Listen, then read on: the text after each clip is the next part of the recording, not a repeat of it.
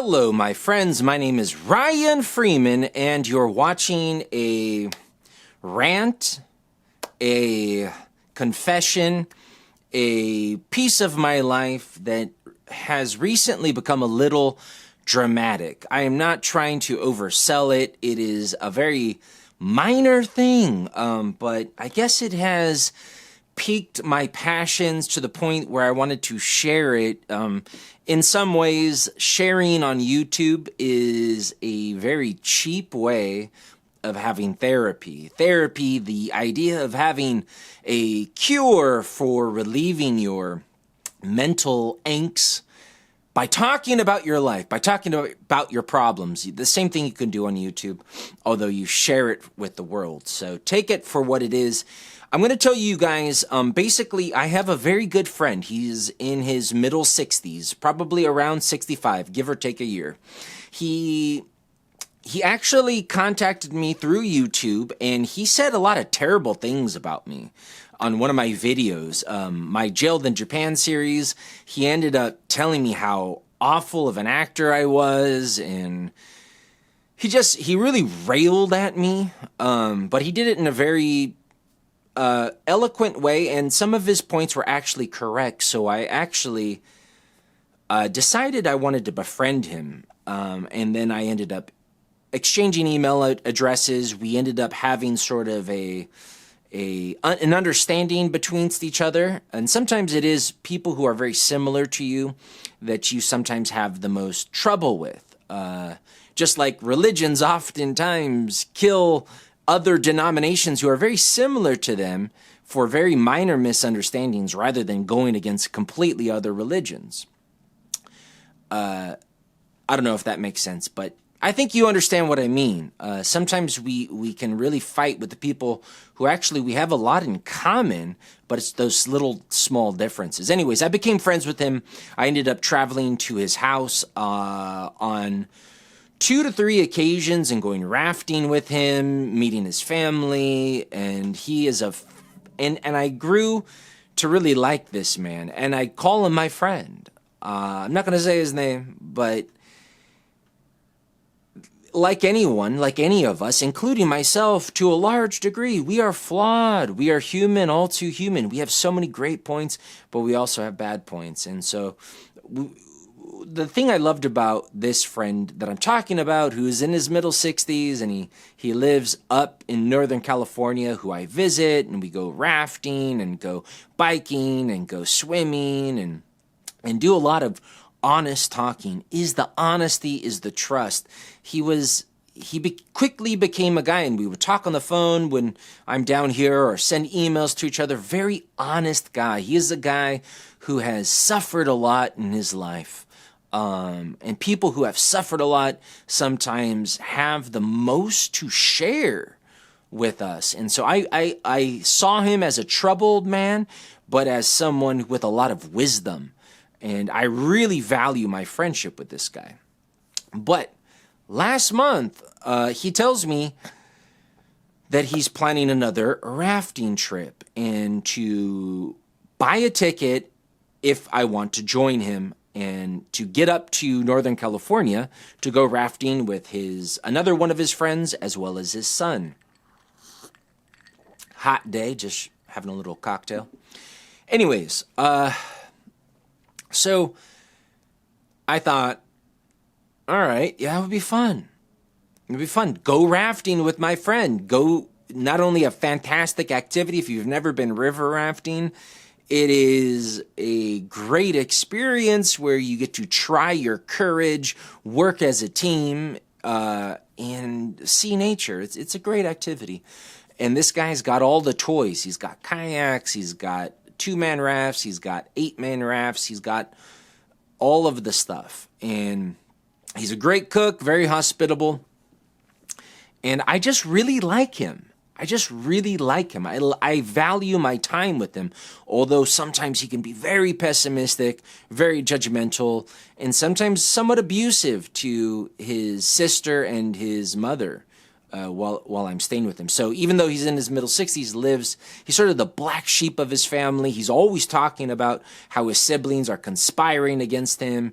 and the abuse of his childhood. He has a lot of old trauma that is still with him strongly today.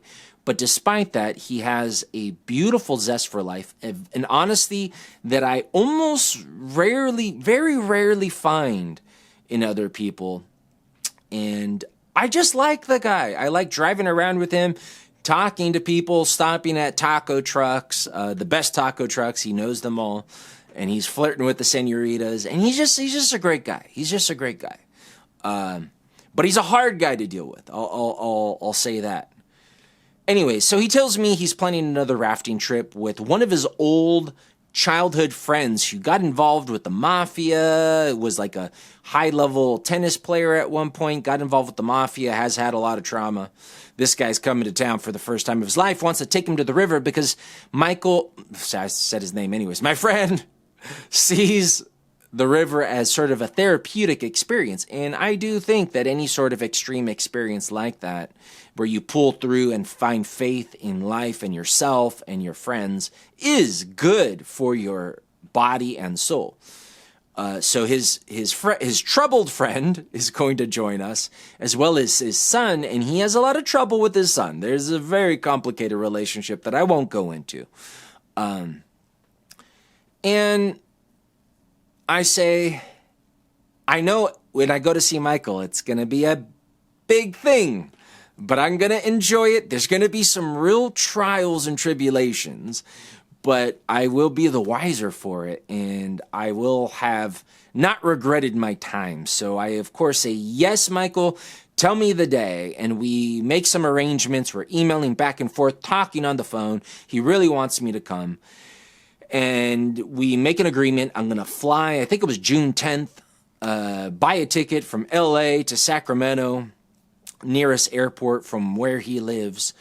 And we would go rafting and camping and barbecuing and drinking beers and smoking cigarettes. Things that guys do. So before I buy a ticket, anytime I buy a ticket, I don't just buy it willy-nilly. I always send a second confirmation. Are you sure? Because I hate to make big purchases and then people change their minds. You know, some people flip-flop. Some people are less sure of their plans and cancel on you. And then now you're out this ticket and then you got to... So are you sure you want to do this trip? This date, June 10th, fly, you'll pick me up from the airport. So yes, come. If you want to do it, come. So I buy the ticket, and as the day approaches, he has this terrible blowout with his siblings who visit him, and they tell him all these disparaging things, and they just sort of shatter him emotionally. And he emails me and says, the trip's off. I'm in a terrible mental health situation. And I should say, before this happened, he thought he wasn't, before we always did rafting, whereas he was the captain, sort of the leader. But as he's gotten older, he's become a little less sure of himself. And he had told me that he had actually hired a guide to guide us down the river, which I felt, on the one hand, perhaps the safe call. And it would be interesting to learn from an actual professional guide. Everything I had learned on the river was from my friend, as well as his son. But I also felt a little bad. I liked the idea of rafting without a guide. But anyways, that was his call. He had paid like $150. He was going to pay $150, something like that, for this guide to guide us down this river. Cache Creek. No. The American River, South Fork. The plans had changed a couple times. And so he goes to hire the guide, and then he calls me like a few days before the trip and tells me the trip is off, and his siblings have said some terrible things to him, and now he feels like shit. He just hates life, and he can't do the trip. So, you know, Whenever I buy tickets, that's the thing that I'm worried about, is the person I'm relying on is going to pull out. Now, I don't know, I mean, I called him to see if I can sort of see if there was any way I can inspire him, your spirits are amorphous. Sometimes they're up, sometimes they're down. Maybe he'll recoup his morale and want to do the trip, with a good pep talk, or just buy time itself. But he did not want to do the trip. So I lost $128, lost the ticket. However, it was Southwest, and Southwest informed me when I canceled my ticket that I could use those points or those dollars towards another flight within a year, yada, yada, yada. Michael said, hey, I'll give you the money, or actually, if you want to just save those points and fly another time. I was like, I'd rather have the money back because it's just sort of wasted. I don't know if I'm going to fly within the next year with Southwest, and I don't want that on the back of my brain. But whatever. He's my friend, and he has, as I said in introducing him, he has been so hospitable to me that $128 is not that much money to just, hey, wipe off, forgive, right? So fuck it. Even though I thought he should probably pay me back, but whatever. Maybe he'll plan another trip. Anyways, some weeks go by. He sends me some emails about how he's so dispirited. And I say, well, it helps to talk about it. It helps me. You could tell me anytime. He's very evasive. He's almost like, then he almost like pulls back, doesn't want to talk at all. Gives me very short, like 2-word answers on emails, where usually he writes like an entire essay. I mean, he's very verbose when he wants to be. So I actually had a sneaking suspicion. I mean, why would he invite me on this trip, and then why is he shutting down completely? It can't just be his siblings. He's been dealing with his siblings not liking him for decades. What has happened? I have no idea. And, but on the back of my mind, I always thought, that $128 and that ticket, I mean, well, maybe I can talk to Michael about flying up another time this year to do a trip, so he doesn't have to pay me back. So I emailed him a couple weeks after that whole fiasco, and I say, Michael, it's too bad that trip didn't work out, and I'm sorry that you had a bad time recently, but would you want to plan a trip in the future? I would love to see you. It'd be great to get into another river or go camping. And he doesn't acknowledge that at all, and he just says, hey, what's your PayPal? I'll send you $128. And I thought, oh, okay. Because I just figured he wasn't going to pay me back. He had said he would pay me back, and then he said, no, just use that towards your next ticket. And then when I said, hey, a few weeks later, well, would you like to plan a trip in the future? He just said, I'll pay you the $128. What's your PayPal? Now, I don't use PayPal a lot. In fact, I think I've only used it with him in the past, like a couple years ago. That's an application that he uses. And I saw that my PayPal address was my email, my main email. So I sent him my email. I said, if you want to pay me through PayPal, this is my email. And so no word. Day goes by, another day goes by, another day goes by. Basically, about a week goes by, maybe even more than that. And I check my PayPal, no money's arrived, no transactions been made. And I message him, I say, this is after he's told me he's going to send $128 to my PayPal. I say, Michael, you said, and this was his idea, right? I said, Michael, you said you were going to send $128 to my PayPal. I haven't received anything. I don't know if it takes a while.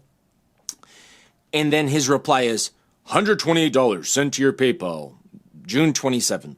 That's it. He's not he's not engaging with me in a personal way like he used to.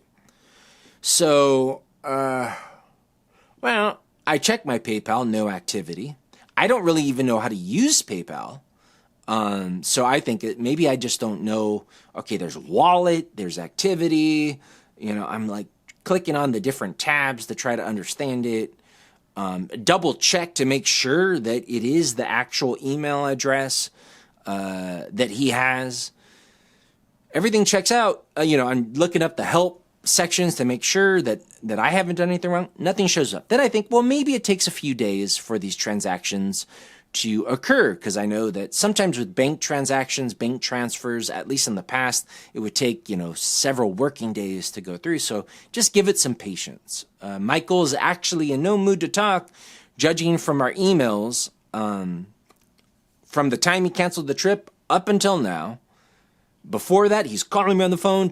We're talking for hours about life, about women, about booze, about philosophy, about literature. And now he's not talking at all. I didn't have any sort of disagreement with him before he canceled the trip. And now he's not talking. I just figure he's not in a good mood. Well, I let like 5 to 6 days go by and still nothing. So I email him and I say, nothing happened. And he says, I sent it. And and after that, he called PayPal. He got this reference number for the transaction. He sends it to me. He's like, it's all in your hands, man. I sent it to you. So now I call PayPal, and the transaction number he gives me is wrong. I mean, it was 1 digit off. Easy mistake, right? But it was 1 digit off. I was able to get the right transaction number by giving them his email address. It turns out he sent the money to another Ryan Freeman who has this really weird email address. It's like 905531 at lincolnk12.org. So really weird email address, no name, a bunch of numbers.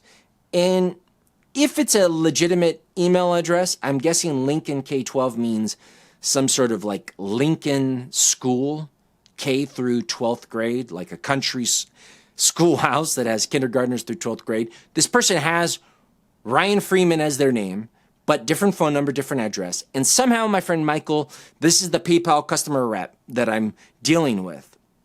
This was today, by the way, has told me that the money that Michael sent, Michael did send the money, but it went to this email address, not to my email address. And I had even asked Michael a second time, are you sure you sent it to my email address? Or I'll just tell you guys, if you want to email me, ryfreee82@gmail.com. So I'm the type of person who likes to confirm, because I'm always worried that I might make a mistake. So I want to confirm that you have the correct information.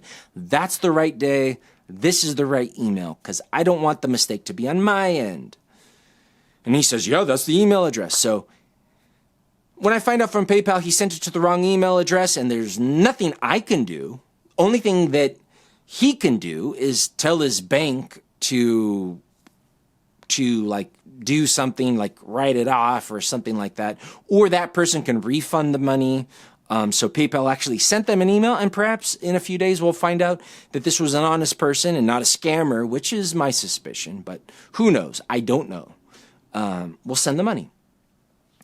So I email Michael and I tell him the information, not in an abusing way at all, just like, hey, Michael, you got the confirmation wrong and you got the email wrong. I talked to PayPal and you sent this money to another Ryan Freeman. Now, I don't know. Maybe Michael has another Ryan Freeman. Maybe when he typed in Ryan Freeman on the PayPal payment, another Ryan Freeman came up. I have no idea. But no response in the email, and he's the type of guy who's checking his email every hour, every half hour. So after, several hours go by, I give him a call. I just felt like intuitively that I should call him. But I also had another suspicion that maybe I shouldn't call him. So I call him anyways. And he's angry. He's like, I just talked to PayPal. That's not my fault, It's all in your hands. I said, no, Michael, I talked to PayPal. You sent the money to the wrong Ryan Freeman. And he starts to cast suspicion, like maybe that's your account. Like maybe I've tricked him somehow, something like that. I said, no, Michael, I don't think so. I think it might be related to a school. It might be a scammer. I have no idea.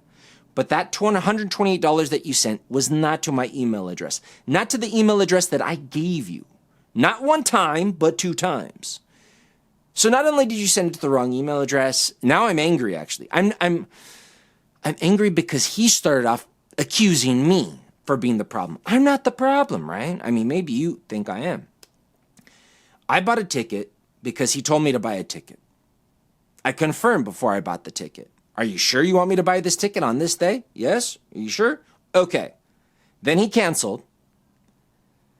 And I couldn't get a refund, but I could get some credit to a future flight if I so use it. And he says, I'll pay you back the money. Then he says, no, just save it. We'll do a trip another time. And I let it go. I didn't push anything, even though I would have preferred the money. But I just let it go. And then when I inquired, hey, let's plan another trip, he says, I'll pay you back the money.